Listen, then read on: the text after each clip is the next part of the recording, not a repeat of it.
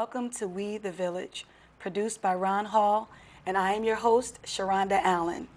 And for today's episode, we are interviewing Jack Jackson. He is a community activist, and he is the sibling of one of my co-authors. And we had some wonderful exchanges a few weeks ago. I was invited to his community event, and I thought it would be very important to bring this man to our TV show today and interview him and give us a wonderful introduction to what he's doing, and I hope that he will be able to inspire others in their communities. So first off, can you introduce yourself to our audience for We the Village? Who are you? What are you about? My name Jack Jackson, born and raised in Newark. I reside in Plainfield right now. That's why we run the programs in those two cities, because I bounce back and forth in both cities, so try and touch both cities. Basically, had the hoop dreams. Hoop dreams didn't work out, so, started getting into trouble. And then, the trouble led me to what I'm doing now, so without it, I wouldn't be doing what I'm doing now, so. Right. Quick turnaround. Right, so your organization is called #Open. What does OPEN stand for?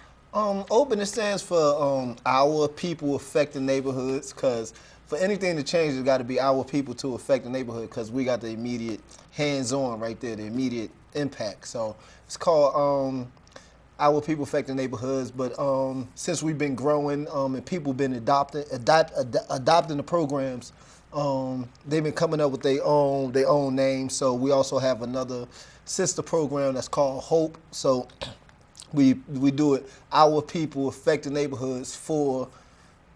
It's open for help. Right. For hope. You know what I'm saying? Right. Which stands for Our People Affect the Neighborhoods, and Hope stands for helping our people evolve.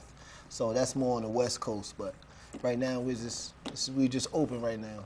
So it sounds like your organization is bi-coastal. We have our East Coast in New Jersey and West Coast, the Hope organization. What I do know is that you and your sister went out to Oakland about last month or so. Can you talk about your trip to Oakland? When we went to Oakland, we did a workshop at the Black Panthers' 50th anniversary, because our programs are, the whole program is based off the Black Panthers 10-point program. If you don't know it, I think you should pick it up and embrace it, because it's for us and it helps us identify the problems in our own neighborhoods and come up with our own solutions. That's why I based the programs off of that. And there we had a workshop called The Hearts of the Homies, because basically what I'm trying to do is to show the hearts of the homies, because a lot of people look at the homies like their hearts are cold, but if you get to know them, most of their hearts are like warm and like the purest and most loyal people. So it's just to try and expose the heart, the other side of the homie, which is the heart. Right, I like that. So why now? When did you start this open organization? I always had, this motto, open, you open your heart, open your mind, it'll open your eyes. So, I've been getting locked up, Like my last bid was pretty major. So, when I was in the county, I'm chilling with the homies. I'm blood, so okay. I was chilling with the homies, and just in the county, I'm seeing the different things, because blood, it's supposed to stand for something. Blood stands for, brotherly love overrides oppression and destruction in society. So when I was in the county, I started to see that, we wasn't the ones overriding oppression no more. We was the ones causing oppression, because we got the numbers, and some of the little homies, they burn bridges. So, when you ain't got nobody sending you nothing, more than likely you're going to end up taking somebody's stuff, because, you prey on the weak. So in the county, I was really just watching how people was moving. And, it is what it is. I can't knock it, because it is what it is. But, I wasn't digging it. So by the time I got the by the time I got the craft, I got caught up in a situation, and I prayed to God, to get me out of this situation. So, whoop-de-whoop things happen, God's basically somebody who's in prison for a long time that don't got to show no love. He showed some love to me, and and helped me get out of that situation. So when I got back to my cell, I took my shower, I just started crying and shaking for no reason. Like, I don't know why. Like, ain't nothing happened. I got out of the situation, but I just started shaking and crying. That's why I told my pastor, like, that's when I felt as if I got baptized. Okay. Because right after that shower, I felt totally different. I started seeing things different. Like, you know what I'm saying? I started seeing further down the line of my actions, like the domino effect of it. So Right. With that, I just started feeling different. And I always was a reader. So Right. I wasn't, I never discriminated whether it be the Quran or the Bible or Dead Sea Scrolls, Right. all the lost gospels that's out there. Yeah, the apocryphal. Exactly. I embraced all that and I read all that. And then basically all of it, it all boils down to, God's ultimate plan, which is to show love. So Okay. through through embracing those readings and seeing that it's all about love, I started looking into some of the history of my people that that don't get told too much. And when you're in prison, it's a whole lot of information in there. So somebody, I was already Panther wise because of the the gangbanging thing, because that is like the foundation of all gangs, which is the Black Panther Party for self-defense. So looking into that, I started to I started to identify with and certain members like such as Bunchy Carter, he was a Slauson before he became a Black Panther, he was able to turn 200 to 500 gang members into Black Panther Party members, and these are the ones that was the engine that was getting things done, doing people painting their houses and everything. So doing my research with that, one of my friends, he gave me a list, and they had over 65 programs that they just started with no money. This is before they was getting all the donations from the actors and everything. So they were starting programs, with no money, like free ambulance and, giving away food and everything. So me and a lot of homies I was chilling with, working out with, it was a Grape Street homie, it was a Muslim, it was it was two more blood jokers. So we basically we worked out together, and we all was reading the same thing. So we came up with some programs that basically ain't cost us no money. It was all based off the Black Panthers 10-point program. So it was all cultivated in prison, and I didn't put it in action until last year, August 30th, which is the birthday of the late Honorable Chairman Fred Hampton. So when we started the programs, we started with 3 programs. 3 programs. First program is the My Block program, where we treat your block like it's my block, and we just come clean it up, because cleaning the block, it raises property value, and it gives a manicured effect to the the neighborhood.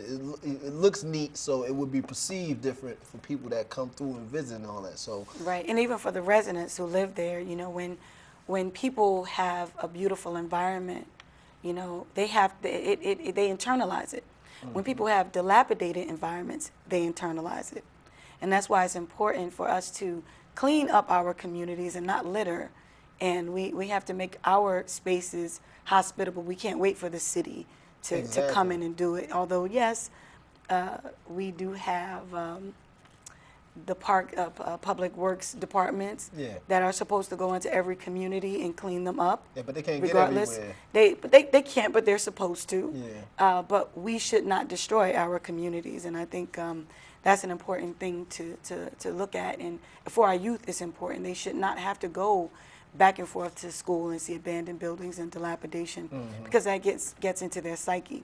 Exactly. Yeah. So I wanted to ask you, at what age did you decide to join a gang, and why? It was because I played basketball. I went to Essex Catholic. I was pretty good. So when I went to junior college, things didn't work out. I was supposed to transfer to a 4-year school, but things didn't work out. So by the time I came back to my hood, which is 11th Street, 13th Avenue, South Orange Avenue area, everything was cold red. Like everybody was, was already in the mix of it. So it wasn't like I was pushed to it. It was like I was drawn to it because my wife's brother, which was one of my close friends, he was already involved in it. So, it was more like being around everybody and just being in tune with stuff, because you don't want to be going back to your neighborhood and then not know what's going on. You get caught up in the stuff. So it wasn't no peer pressure. It wasn't no I was trying to get money from it or no reputation on it. It was just, just me just being with my friends. So what's interesting about that? I grew up in Newark as well.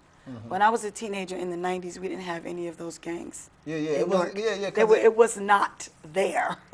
And then all of a sudden, you had various rappers like Naughty by Nature who started going to California and coming back and bringing that gang mentality to East Orange and Newark and Irvington.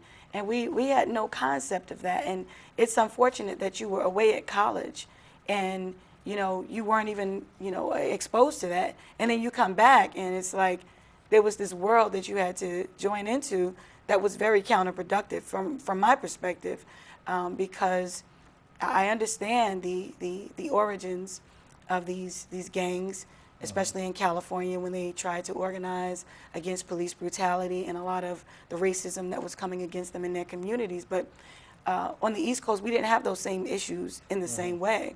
And we had communities that were set up very differently. We didn't have such segmentation of cities, where we had Newark, Irvington, East Orange, 3 totally different cities, but everybody was so transient in between.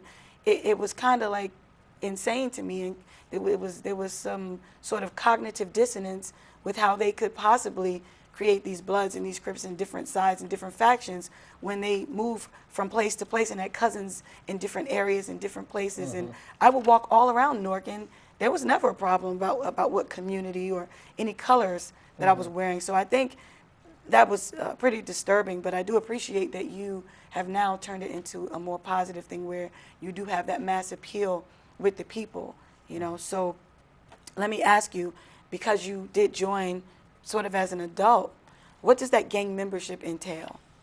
What you entail, like what duties is and stuff? Yes. What do you have to do? Why? I grew up in another era.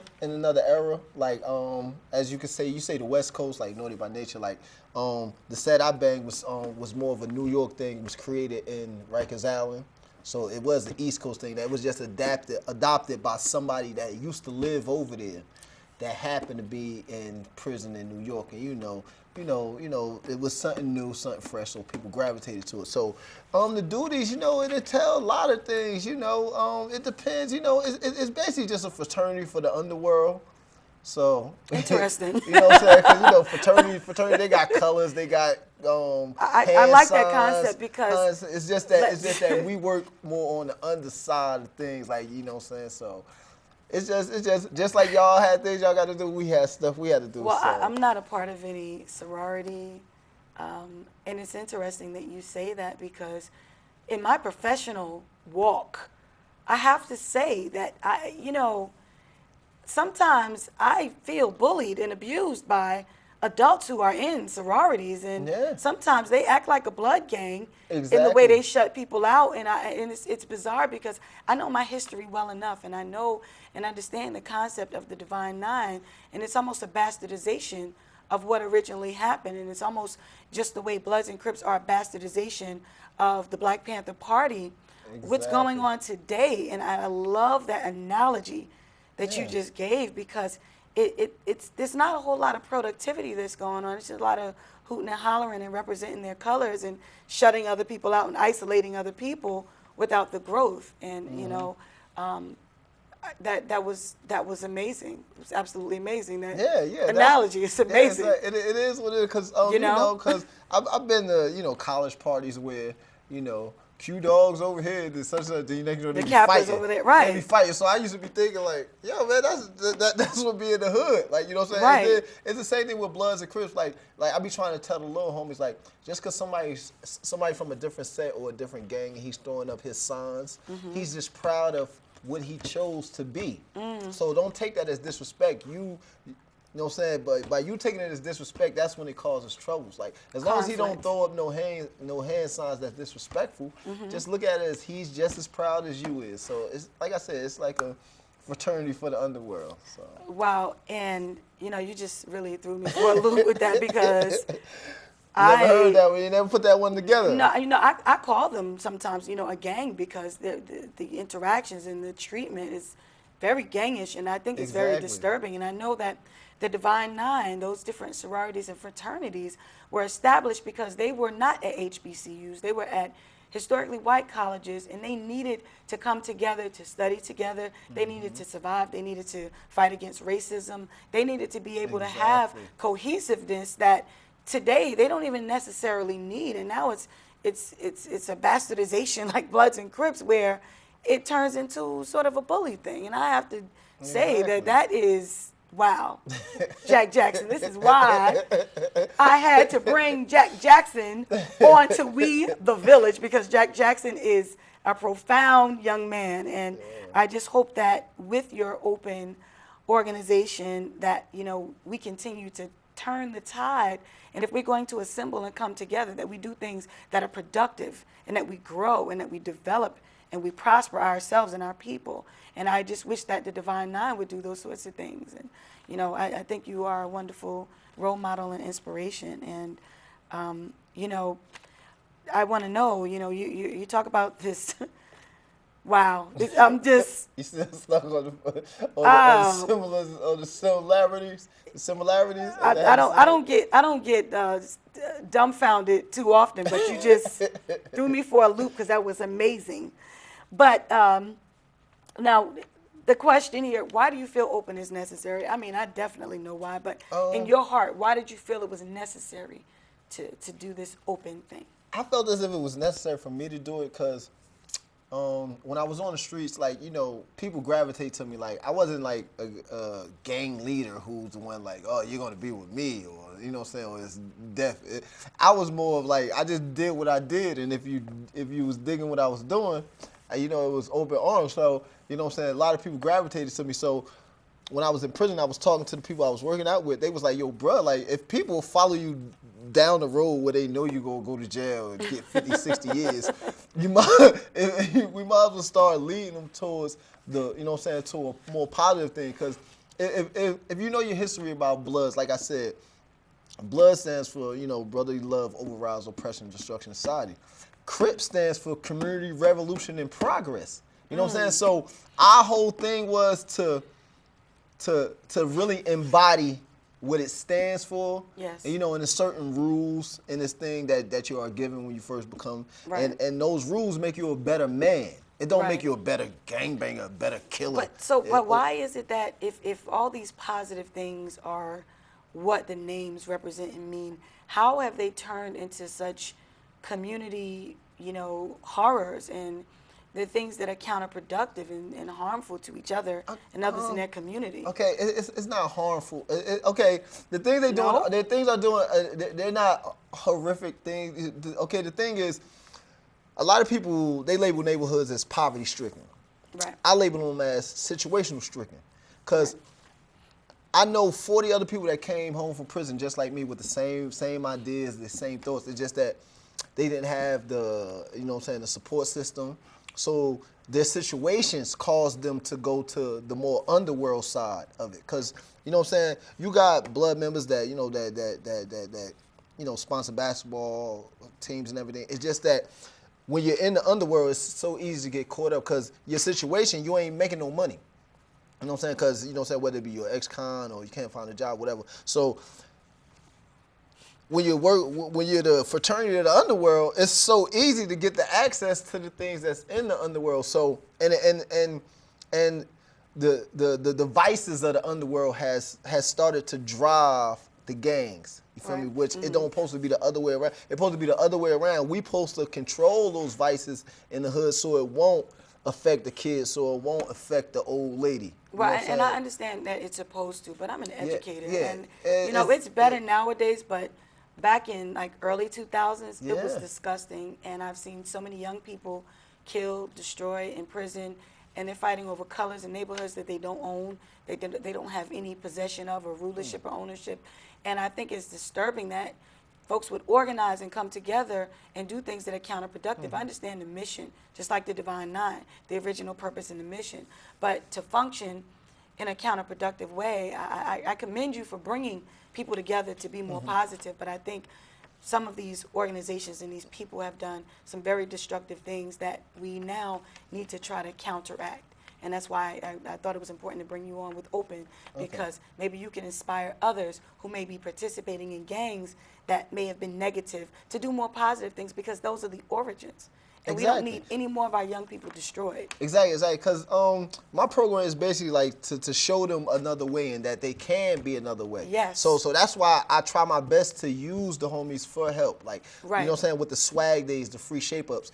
I make sure I try and find one of the brothers that was locked up with me, or somebody that I know was locked up, and you was doing shape-ups every weekend in the county for everybody to get the nice lineup before they go to visit. I use that same resource, that same person that was doing shape-ups on the tier on the county jail. I asked them to volunteer to do the shape-ups to show them that we can affect the neighborhood in a whole different way. Cause I ain't gonna lie, you totally right. Like the gangs are raping the community. Like, you Absolutely. know what I'm saying? So Thank you. The thing is, like, even though they raping the community, they still have hearts. You know what I'm saying? And that's my thing. I wanna show them that you can show that little bit of heart that you show within the house. Yes. Show that on the streets. Cause every gang member, before they leave out the house, they make sure their mother's okay. Right. They play with their kids. They do the Google Gaga faces and everything. You know what I'm Right, saying? right. It's just that the situation that's going on outside in their neighborhood, they leave all that love in the house. So as soon as they leave outside that apartment, you know how Newark Apartments is. It's the house, then it's that little vestibule, that little hallway before you go outside. So they leave all that love right there. As soon as they step in that little hallway, everything changed. Right. All that love stays in the house, so now he got to get his gun, he got to get his drugs. So when he step outside the house into that cold world, he puts that shield of defense on that we have in the hood. So, Wow. You know what I'm saying? My thing is to try and leave that shield of defense, you know what I'm saying, in that little vestibule, that little hallway, Right. and bring that love with you out to your block, and you'll Yes. see how much it changed. So Yes. that's my thing, is to show them that that's what I chose to do. I chose to leave that defense and that gun and everything. I decided to leave that in there. I don't even need that no more. There's so Right. much of that going on. Let me go outside and show them the love that the homie got. Because, the heart of a gangbanger is extra loyal to a fault. Right. It's extra caring to a fault. Right. Like, you know what I'm saying? They know they homie wrong, but they'll still ride for Right. him just because he the homie. Oh, You know what I'm saying? We got that with sororities and fraternities Exactly. too. You know for a fact. Okay. You know for a fact. Like, so my whole thing is, stop taking that extra loyal and that extra caring, that extra insightfulness, Channel it. channel it Refocus to it. what it really was meant for. Because once you know where you Absolutely. came from, you'll know what you could go. You know where you can go. Absolutely. So that's basically Absolutely. what I did. So Absolutely. And I want to just ask you, where can we find information about this organization? Because this makes me feel so good and excited. You really are rechanneling your energy, and when you have mass appeal like that, you have a responsibility as a leader. You're a leader. You're a natural leader. Nobody had to crown you. It's just going to happen. And so where can we find information about this organization? You can go on Facebook. You can put a hashtag open, and a bunch of pictures and everything will pop up. You'll probably see me, Jack Jackson, on there. So you know what I'm saying. Once you find that on Facebook, it's open, or you could look me up, Jack Jackson. You can friend me as long as you ain't extra crazy. You know what I'm saying? So you can friend me, but you can also email us at openplainfield@gmail.com, because at that email, you can request your block to get clean. You can request a neighborhood that you want us to come to. And, I ain't never scared, and I know a lot of people. So, if you request it, I probably know somebody in the area, and we'll get there, you know. And we just ask that you just, you know what I'm saying, just volunteer by even just letting them know, like, yeah, I got an organization come out here, so if they come clean up, don't be acting crazy. So, Right. You know what I'm saying? It's all about us helping us, because ain't nobody going to help us but us. And just like it takes the strong to hold the strong accountable. So Yes. it's all about, you know what I'm saying, it's going to take people like me and people that come from my culture to even just to be able to approach somebody that's in that underworld, to give them, you know what I'm saying, just an idea of trying to change. Because, Right. the homie ain't going to listen to no politician, he ain't going to listen to no pastor. But he's going He to going listen to to listen you. to one of the homies. He's going to listen to you. Exactly. And for example, if somebody wanted to donate anything, money or supplies, where could they send these donations? Where could they be delivered We to? also have a PayPal. Okay. You could use the same thing, openplainfield@gmail. Right. You could do that. Are you on Twitter at all? Twitter, I don't do Twitter. You just do Facebook? Facebook. I'm a Facebook fanatic. I myself. was gonna do Instagram, but you know how Instagram is. If you ain't poking it out, you might not get put out there. So you know what I'm saying. So I'll do Instagram. Okay. You feel me? But Twitter, we got a communications secretary. Her name is Stacy McKinnon. She is on point on everything. So if you go to the Facebook, she will get back to you on time. And then we're in Plainfield. New Jersey at 320 Park Ave every Wednesday from 6 to 8, maybe even 9. It depends on how the vibe is. And every Saturdays, we got free shape-ups in Plainfield, New Jersey from 10 to 1 p.m. Wow. You know what I'm saying? And then we ask that the fathers bring the sons, so while the sons getting the shape-up, I could kick it with the homie. I could kick it with the father, you know what I'm saying, and bleed them. You know what I'm saying, with the same thing I'm bleeding you with. And then, you know, hopefully it comes cancerous, just like it has in, like I said, California, in Kansas City, Memphis, Florida. My man, he was up here. He was one of the ones that helped me get everything going on the streets. He's in Atlanta. He's starting the same thing down there. And then, you know, I talk to people in Pittsburgh, Albuquerque. And, you know, it's just becoming contagious. And it's all stuff that we can do with no money. Right. It's just reaching out and using our resources, especially like with our We Eating program. Our We Eating program, we fed over, we went over 850 for the year. Wow. And that's 2 weeks worth of groceries, you know, not just one plate of food. You get you a loaf of bread, box of oatmeal, cereal, all that, you know what I'm saying? So it's help, you know what I'm saying? It helped to carry you from the 15th to the end, or from that, you know, that in between, because I know what that in between be like, you know what I'm saying? So, we got, you can drop off donations at 320 Park Ave, Plainfield, New Jersey, or you can hit the email, and like I said, we are foot soldiers. We will come to you and get it. We got a food drive coming up this Saturday after Thanksgiving, you know what I'm saying, in Bayway Housing Projects in Elizabeth, New Jersey. So we still taking donations for that. And, you know, we're just trying to, you know, reach 1,000 families before the year, for the year's end. And, you know, because we only been rolling for like a year, so it's just all about just building and just, you know, just spreading love. It's all about love. I love that. And that's important. We have to get back to love, pure love, the agape love. And that is, as humans, that's what we need to focus on. And we need to honor our ancestors. And whatever we've destroyed, we need to rebuild. Wherever we see work, where we see a problem, we see work, and we need to contribute. I'm just so glad that I was able to bring you on. Yeah, I'm glad to come up too. One more thing. Yes. Rest in peace to the last pure soul that walked this earth, Oogie from Newark, New Jersey, Newark legend. The last pure soul to ever walk this earth since Jesus or any prophet that y'all had. The last pure soul to walk this earth. Okay. I want to say rest in peace to Oogie. Like, you know what I'm saying? I didn't know him personally, but I'm from Newark and I used to see him. He always brought a smile to, you know what I'm saying? You know what I'm saying? He turned frowns upside down. Right. That's Oogie. So. Absolutely. Hood legend, Oogie. You know what I'm saying? And we have to honor those in our community who definitely bring light to our community. And we all have to remember to bring light to wherever we are, in our jobs, in our schools, in our communities, in our homes. Yeah. And I think you are a light, Mr. Jack Jackson. And I thank you and I appreciate you. And I would love to have you back on again to talk about more of your activities. And no problem. I'm here. Whenever you need, you help me out. You know what I'm saying? Because remember you came and helped out with the healthy eating course. Yes, I did. Because on the whole week of November, we had the Life as a Game course. This Wednesday is our moral street code course. So if you want to come by this Wednesday from 6 to 8, and, you know, and learn more about the gangs and where it was supposed to go and where it went wrong, you can come through 320 Park Ave, Plainfield, New Jersey, from 6 to 8. This one might go a little longer because we had a good response on Saturday from another meeting that we had. So, all right. You know, just educating and, you know what I'm saying, empowering. So I thank you, and I want to thank everyone for tuning in to We the Village. Thank you, Jack Jackson. Thank you for tuning in. Bang.